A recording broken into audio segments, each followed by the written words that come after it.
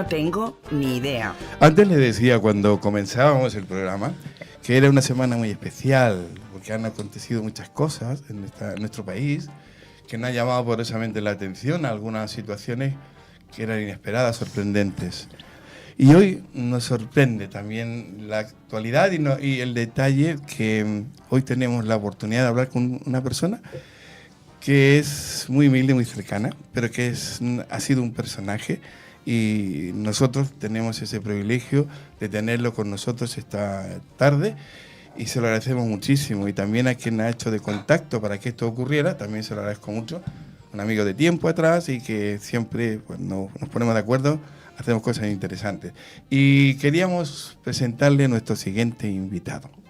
Pues nos acompaña Manuel Delgado, abogado, y José Castro, un magistrado que conoce el sistema penal desde todos sus ángulos, desde sus inicios como funcionario de prisiones hasta convertirse en el titular de Juzgado de Instrucción número 3 de Palma durante más de 3 décadas.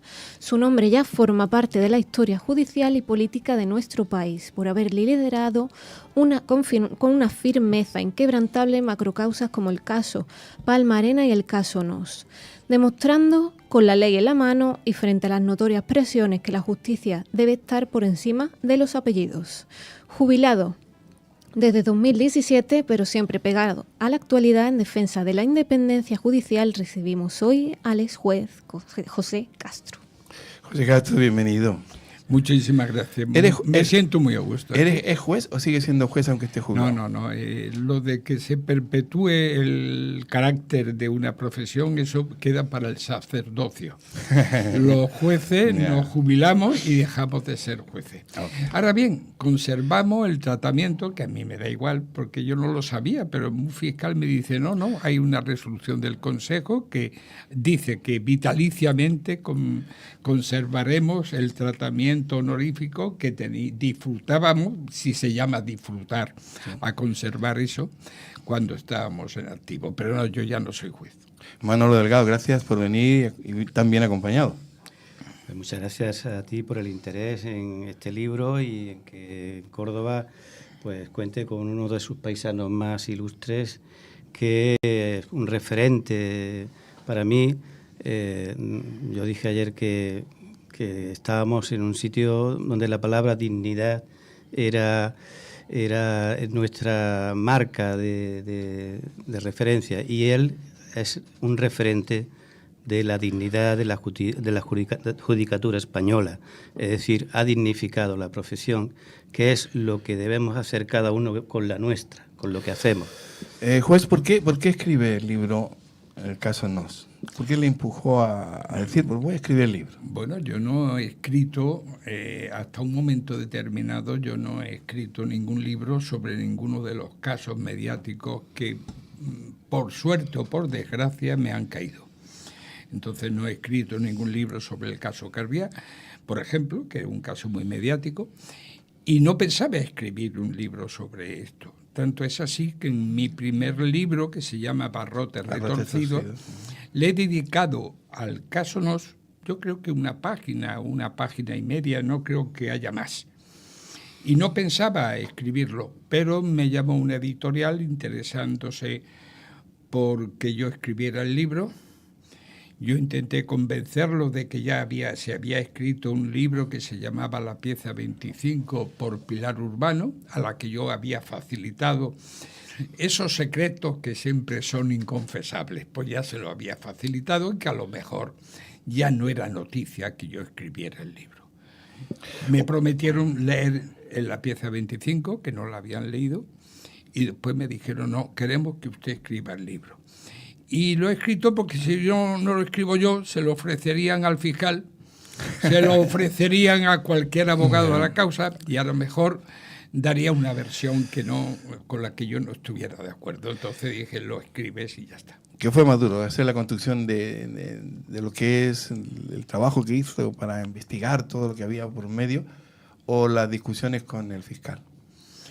Hombre, las discusiones con el fiscal fueron indeseables. Muy duras, ¿no? Sí, fueron indeseables, y la construcción de toda la arquitectura investigadora, eso forma parte de tu profesión, de tu obligación, y por lo tanto lo deseable es que no se hubiera producido esos enfrentamientos con un fiscal, porque además los jueces y los fiscales hay cierta fraternidad que yo creo que no es sana.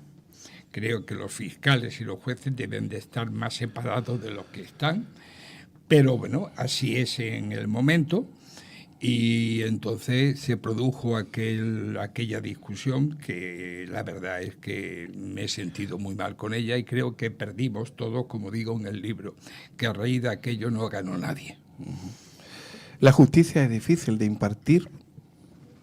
No, no es difícil por una razón, porque hay una salida que no digo yo que sea cómoda, pero que si tú no pruebas que alguien ha cometido un delito, pues lo procedente, te guste o no, es absolverlo si eres tribunal sentenciador o si eres juez instructor, sobreseer la causa.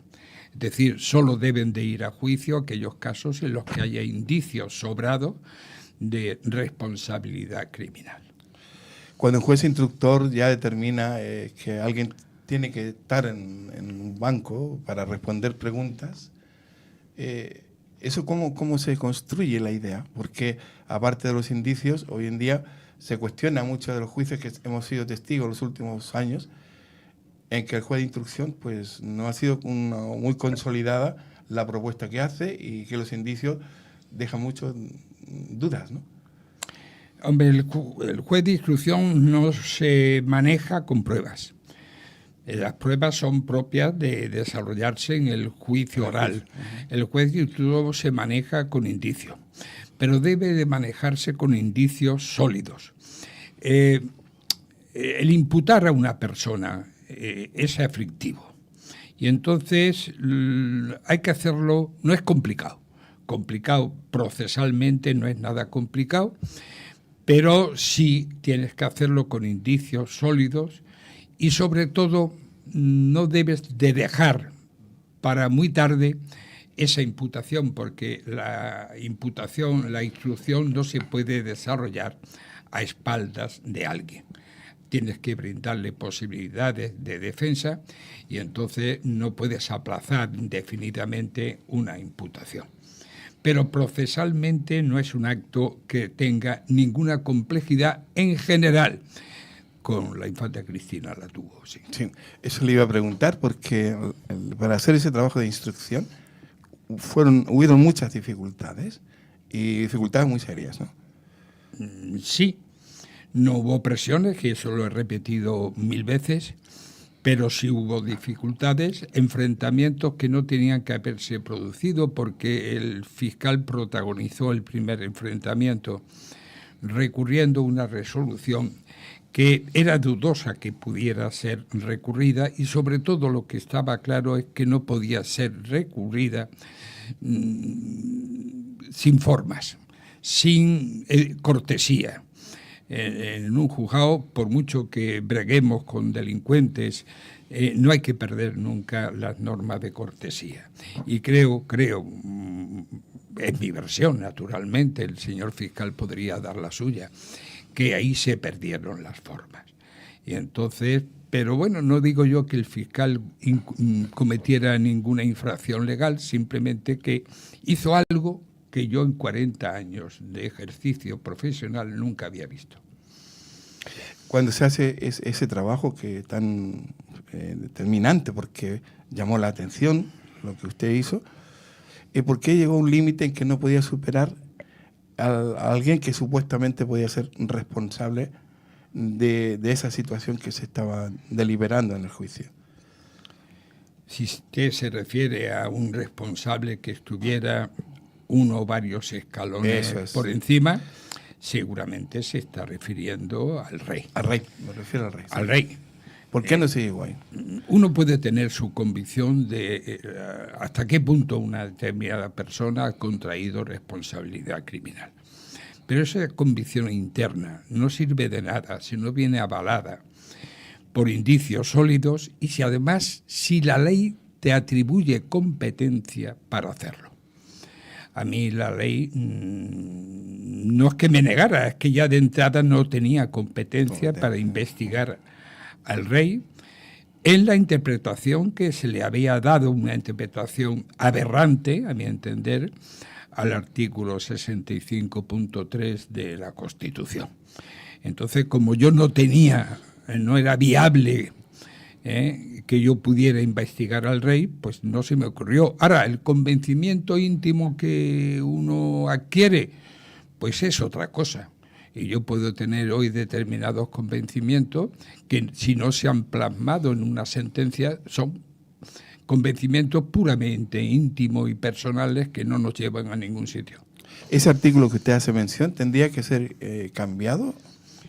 No, ya lo dije ayer en la presentación, simplemente hay que interpretarlo, porque inviolable es un término equívoco, y no se atrevieron a decir lo que realmente luego han interpretado, que es que una persona determinada puede hacer lo que quiera, sabiendo que nunca va a ser juzgado.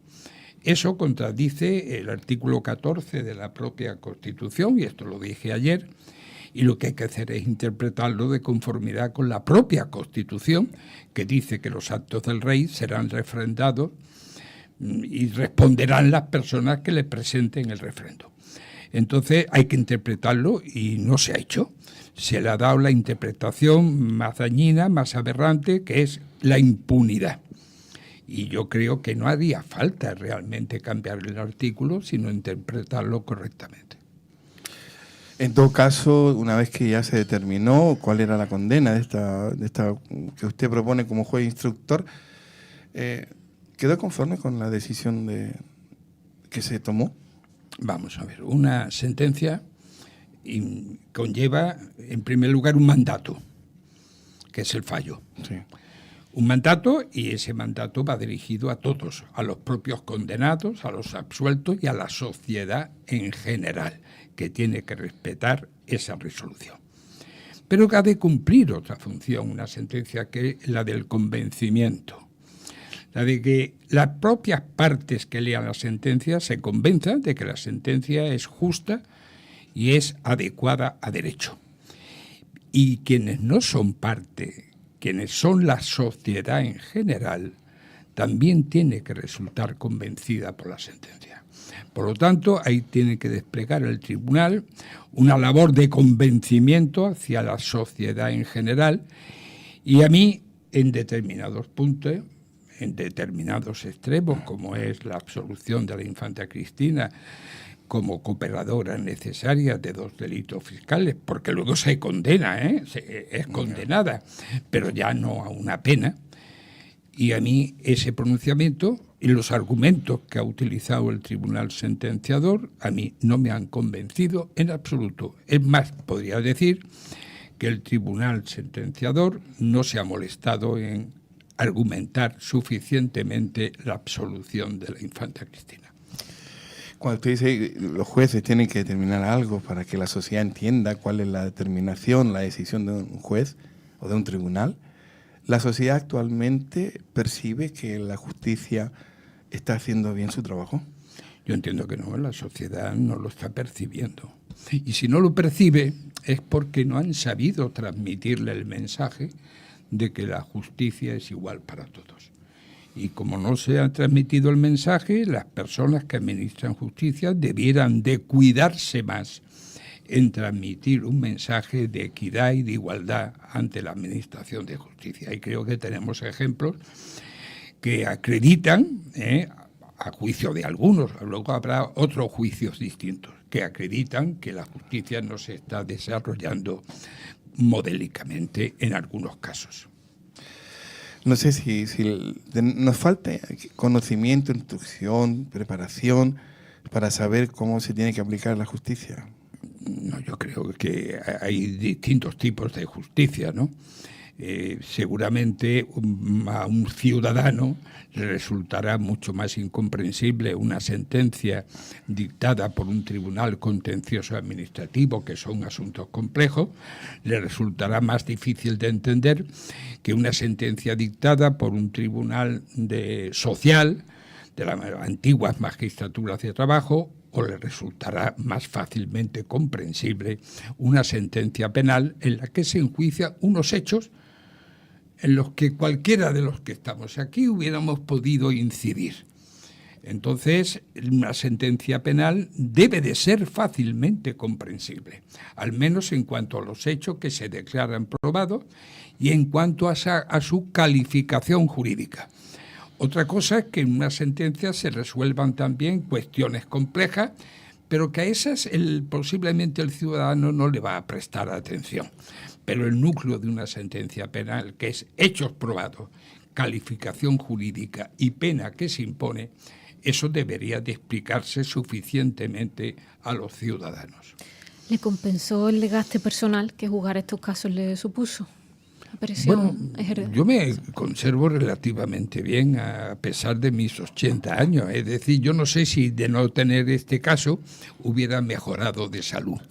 Pero yo me siento con una salud envidiable y no creo que este caso haya representado para mí ningún desgaste. Ha representado, eso sí, muchísimo trabajo, muchas noches de escribir, porque todas las resoluciones, lo dije ayer, yo las he escrito siempre en mi casa y a altas horas de la noche. Y bueno, pues eso sí, trabajo, pero desgaste al menos no soy consciente. ¿Cree que los jueces de instrucción tienen más miedo o presión a investigar el poder del que pudo sentir usted en su momento? Yo creo que siempre he dicho que si lo que a mí me cayó con el caso no le hubiera caído a otro, yo estoy convencido de que hubieran hecho lo mismo. Quizá con sus propios argumentos, quizá con su manera de redactar las resoluciones, que cada uno le da la relación literaria que le gusta más, ¿no? Pero que básicamente creo que cualquier juez debería, y estoy convencido de que en Palma de Mallorca seguramente que hubieran hecho lo mismo. ¿Se ha politizado la justicia en España o son los políticos quienes intentan judicializar sus fracasos? Sí, esto es un movimiento en dos direcciones.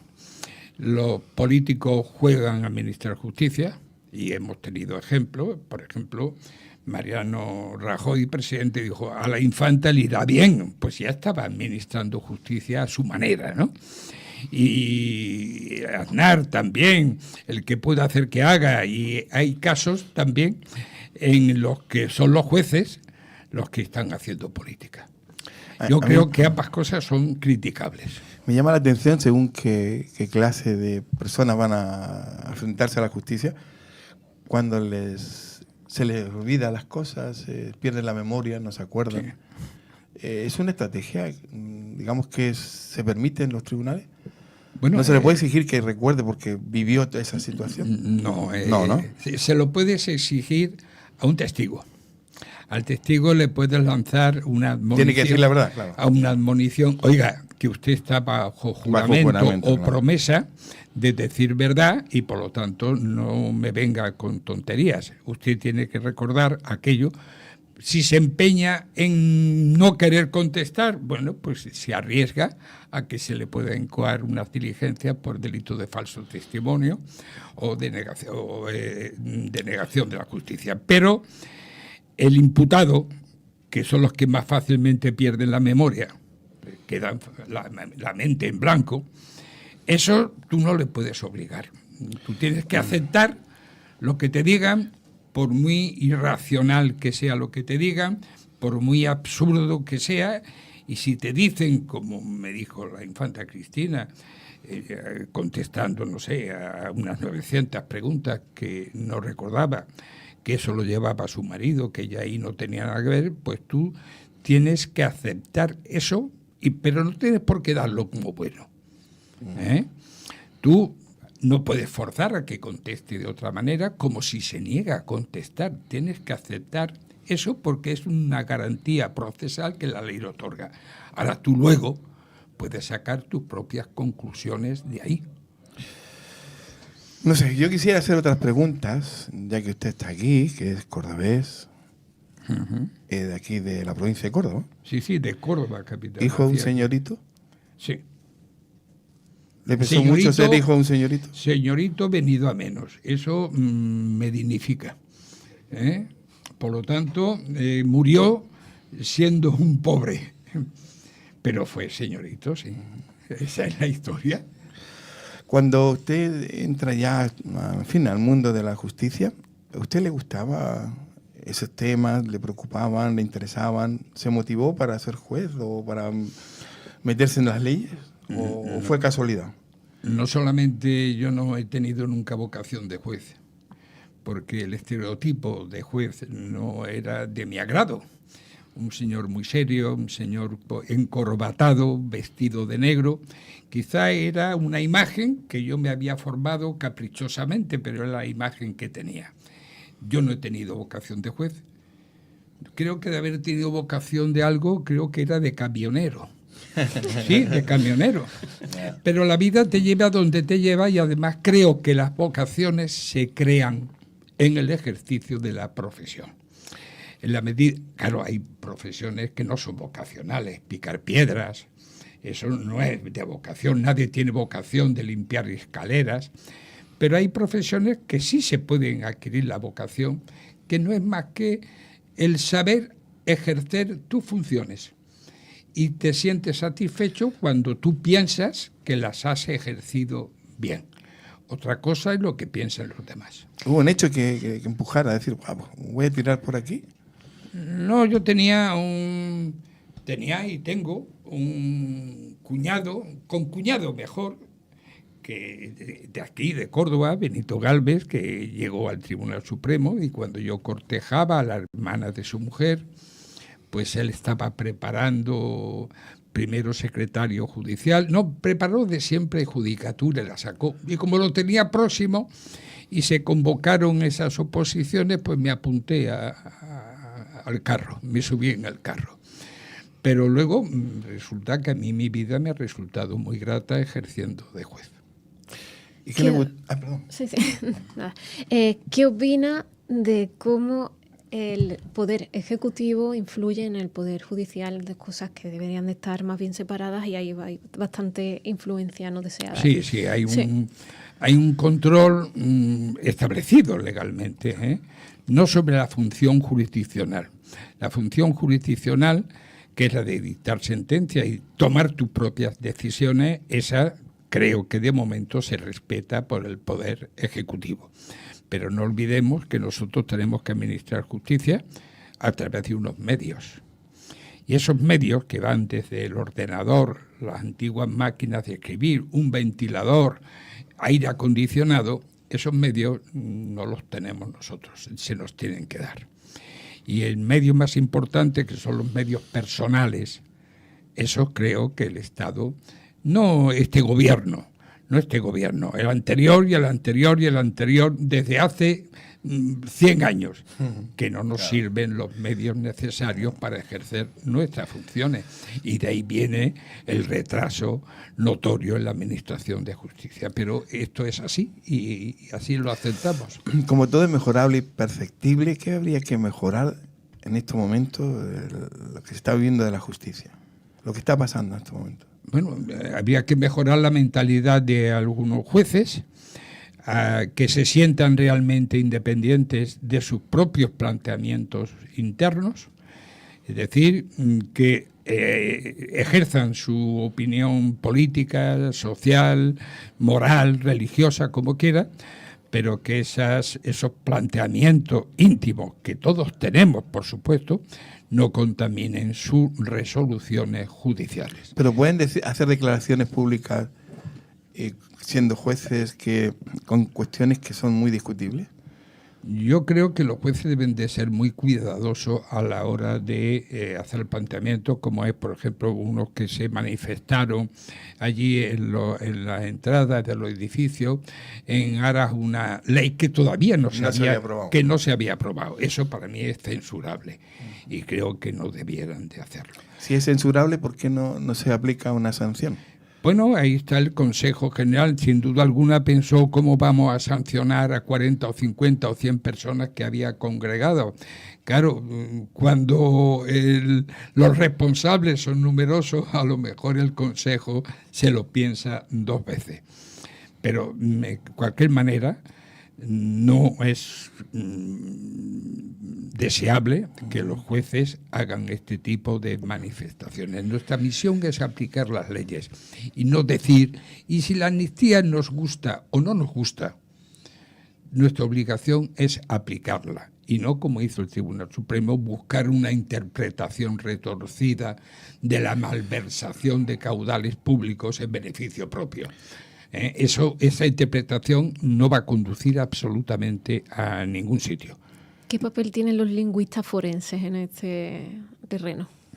Los lingüistas, a la hora de interpretar las leyes, claro. Bueno, nosotros tenemos unas normas que nos dicen cómo tenemos que hacer la interpretación. Y nos dice, en primer lugar, que cuando la norma es clara y no precisa de interpretación alguna, no hay que interpretar nada. Si la ley te dice, usted tiene 5 días para formular un recurso, eso no tiene doble interpretación. Son 5 días y hemos terminado. Luego hay otras leyes que ya se elaboran a propósito, para que cada uno las interprete a su manera. Y hemos tenido delitos en nuestro Código Penal que hacían referencia a ofensas, a sentimientos religiosos, a la moral, a las buenas costumbres. Y entonces, ¿qué es la moral o las buenas costumbres? Pues para usted es una cosa, pero posiblemente para mí sea otra cosa distinta. Juez, yo le quiero agradecer que haya venido aquí al estudio y estar un ratito con nosotros, se lo agradezco muchísimo, pero quiero preguntarle una cosa. ¿Le gustó más la pedagogía, las clases en la universidad que ejercer de juez? Bueno, a mí, yo he descubierto una cosa que yo no sabía que me gustara tanto. Bueno, yo en primer lugar hice la carrera por libre. Es decir, yo vivía en Córdoba, cogía la moto, me iba a Granada y me examinaba cuando tocaba. Y así he ido yendo y viniendo de Córdoba. No me gustaba el rigor de tener que asistir a clases. Entonces yo, como el derecho creo que no hace falta que te lo explique, con eso, leerlo y saberlo digerir es suficiente. Entonces yo iba en moto y hay una cosa que he descubierto que sí que posiblemente hubiera disfrutado con ella, y era la pedagogía. No la que a mí me impartían, sino la que yo impartía, porque yo estuve 20 y tantos años dando clases de derecho laboral, derecho de trabajo. Y eso realmente me encantó. Juez, muchas gracias por estar. Muchísimas gracias. Un placer haber estado hablando contigo. Gracias también, Manolo, a ustedes por ser gestor de esta posibilidad. No, gracias. Y ha sido un verdadero placer, juez. Y también escucharle a ustedes y asimilar las preguntas.